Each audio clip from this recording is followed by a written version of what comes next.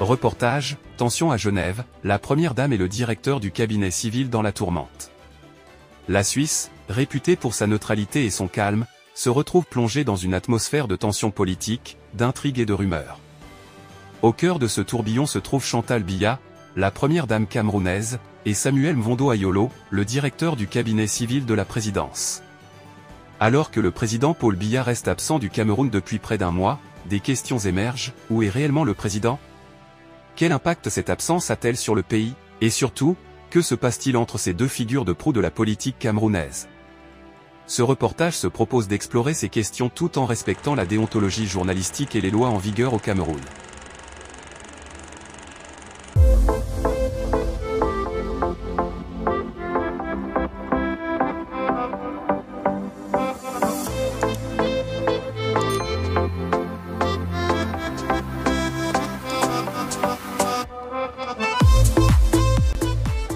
Depuis plusieurs semaines, l'absence prolongée de Paul Biya suscite l'inquiétude et la spéculation parmi la population camerounaise.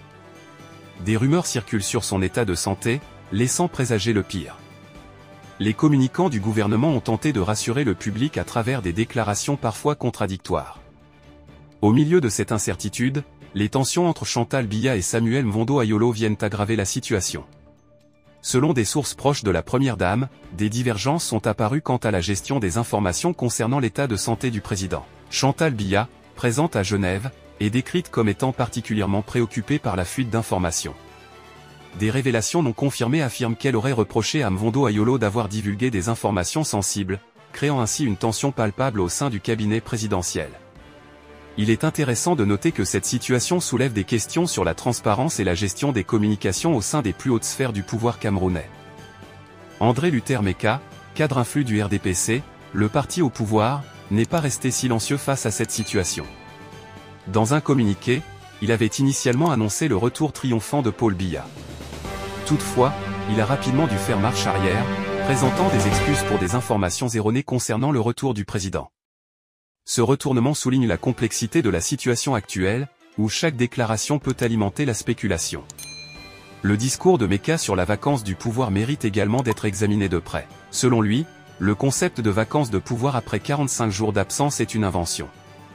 Il rappelle que la constitution camerounaise ne prévoit aucune disposition à cet égard et que seul un président incapable d'exercer ses fonctions peut être déclaré en vacances.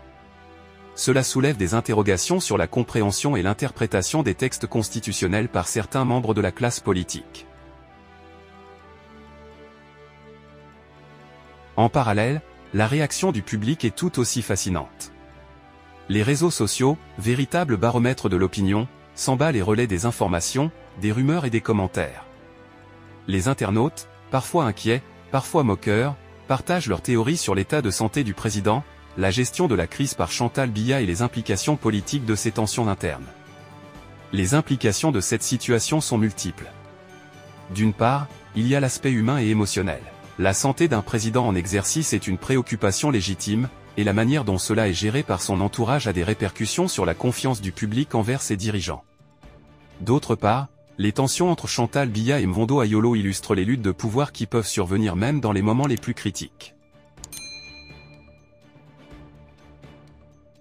Au cœur de ces tensions, Chantal Biya apparaît comme une figure déterminée à protéger l'image de son mari et à maintenir le contrôle sur les informations. Sa position, bien que souvent discrète, devient de plus en plus visible dans le paysage politique. La question demeure, jusqu'où ira-t-elle pour garantir la confidentialité et la dignité de la présidence? Les discours contradictoires des responsables politiques, ainsi que les hésitations de la part des communicants, semblent créer une cacophonie qui n'est pas sans rappeler les scènes d'un film dramatique. Cependant, la réalité est bien plus complexe. Les enjeux politiques sont énormes, et les conséquences de cette situation pourraient bien marquer l'histoire politique du Cameroun. Les Camerounais se trouvent à un carrefour, tiraillés entre l'inquiétude pour la santé de leur président et le désir d'obtenir des réponses claires. La situation soulève également des questions sur la gestion de l'information dans un contexte où la transparence est essentielle. Dans un pays où la rumeur et la spéculation sont omniprésentes, il est crucial pour les dirigeants de communiquer de manière transparente et efficace.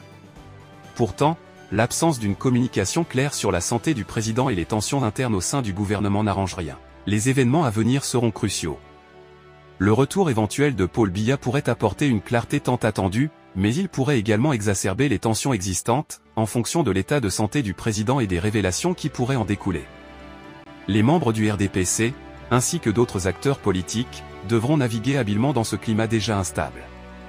Alors que le pays observe avec une attention grandissante, il est essentiel que les acteurs politiques s'unissent pour apporter des solutions. L'absence de Paul Biya et les tensions entre les figures clés de son gouvernement créent un vide qui peut être dangereux pour la stabilité du pays.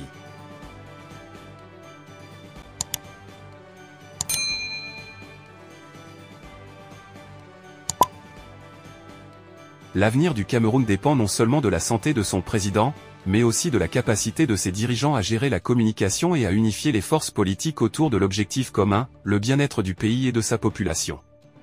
La population camerounaise, friande de nouvelles, se retrouve alors prise au piège de ces attentes. Les jours passent, et le mystère s'épaissit. Le retour de Paul Biya pourrait bien être la clé pour apaiser les tensions, mais jusqu'à ce moment, l'incertitude demeure. Ce reportage met en lumière la complexité d'une situation politique tendue qui secoue le Cameroun, entre rumeurs, tensions internes et incertitudes quant à l'avenir du président. Les événements récents incitent à la réflexion sur l'importance de la communication et de la transparence dans la gouvernance.